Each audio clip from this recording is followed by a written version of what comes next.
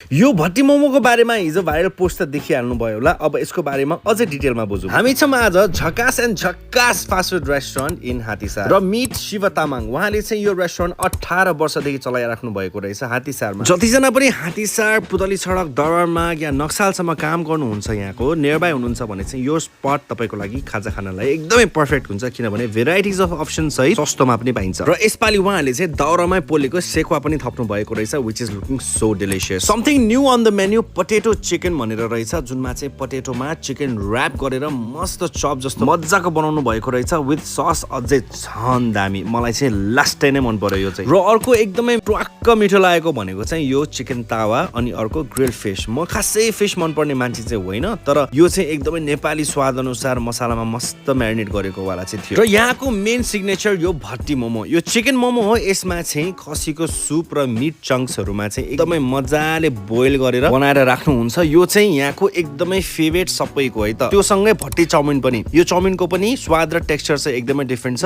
अरू भन्दा चाहिँ एकदमै गिलो हुन्छ, टेस्ट पनि दामी। र अर्को इन्जोय गर्न सकिने भनेको यो पोर्क सेकुवा दाउरामा पकाएर नेपाली मसलामा मजाले म्यारिनेट गरेर चाहिँ दिनुहुन्छ। यो अचार चाहिँ सबसे बेस्ट भन्छु म चाहिँ।